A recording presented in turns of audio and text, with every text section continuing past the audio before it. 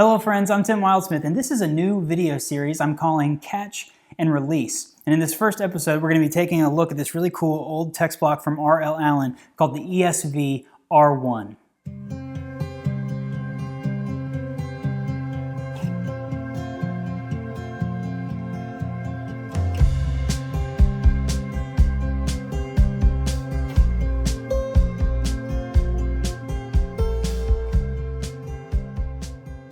Okay, I'm trying something new. This is called Catch and Release, and the idea here is pretty simple to start, that I have a lot of Bibles, and doing Bible review blog has made me amass quite a collection of Bibles, and I honestly have more than I need, more than I want, and so I'm going to be taking a few of the ones that are cool Bibles that I've picked up that I haven't reviewed and I haven't done anything with on the channel. Bibles that are usually I review Bibles that are fairly new or just coming out, and something like this is an old Bible that I picked up and I'm not using it, and so I want to give it to someone else, to sell it to someone else, and to keep use that money to continue to pay for Bible review blog, that sort of thing. And so I'm going to be letting go of some Bibles that I've collected or that I have, and I'm going to be doing these catch and release videos, which the idea is I'm going to be sending these back out into the wild and letting other people have them, but I wanted to record something fun so I can show them to you, give you a closer glimpse at them.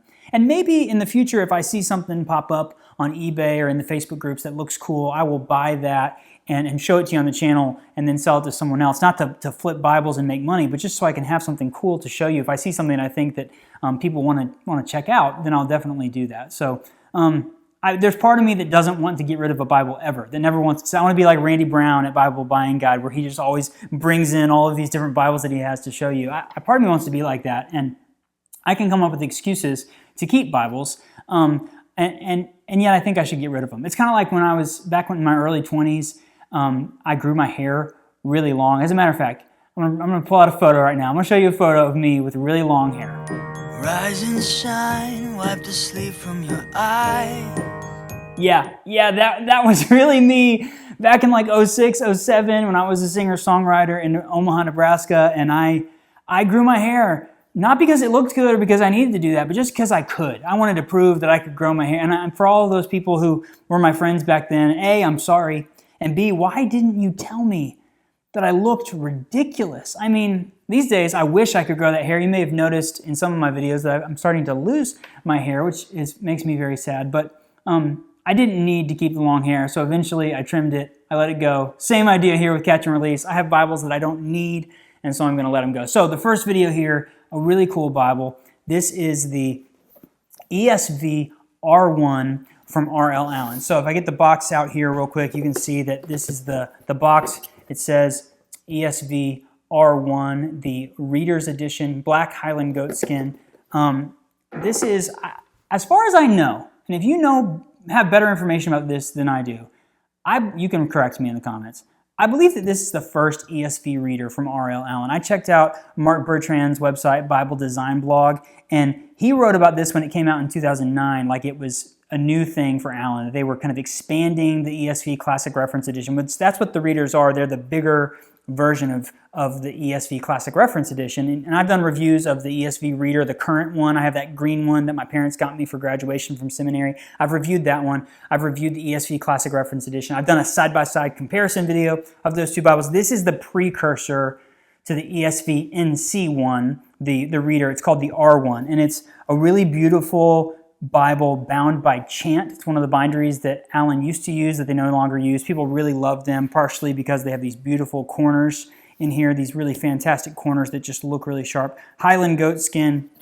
You can see down here it says Allan binding. That's how you know it's a chant Bible. If it just says Allan binding, the other one's Charfleet Ludlow. They usually say the name in there, Youngblood. But if it just says Allan binding, that means it's an older one done by chant. But man, just a really gorgeous goatskin cover. It's floppy, but it's also thick. It's got blue ribbons. I love the black and the navy. That's always been a thing that I'm a really, really big fan of.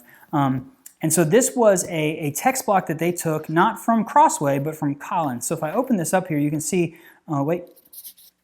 we get the Collins logo down here. So that's the Collins. It's an anglicized edition, which means it's the UK English. Collins, the publisher from the UK. And so then in here we see it's produced for R.L. Allan and Son. It's this one, I'm trying to think of the date. This is a 2007 text block, so this is early. I think they brought this Bible out in 2009. And so basically it's a supersized version of the Classic Reference Edition using the Collins text block, printed by Royal Youngblood. Really great, I think it's 32 GSM paper, beautifully bound by Chant. And you can see when I get to the text block here, it's got the book introductions, 2-column text, center column cross references, kind of that classic ESV reference Bible look.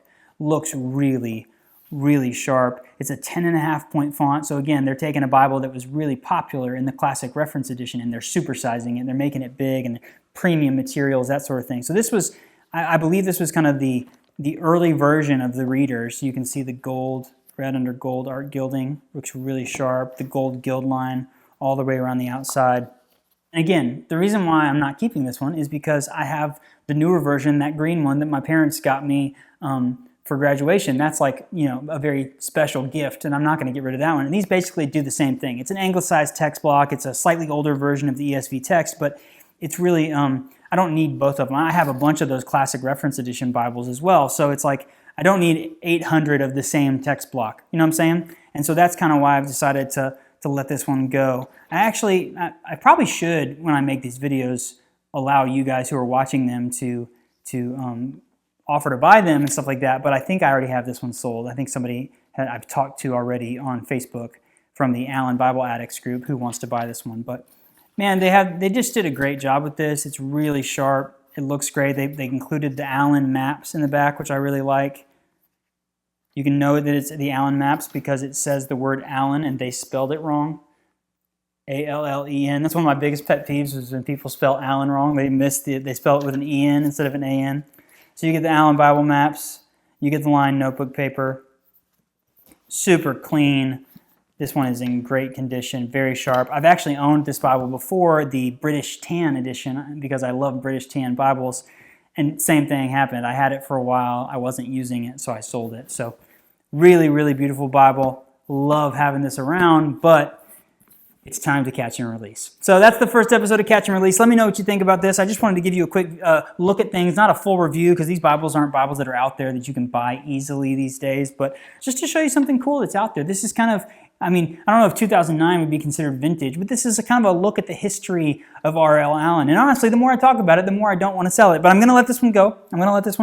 It's really awesome. I really love this. So let me know what you think in the comments. As always, hit that like button, subscribe to the channel if you haven't already. Visit us on Instagram and Facebook, and you can always check out BibleReviewBlog.com. It's my home base online. Thank you so much for watching. We'll see you next time.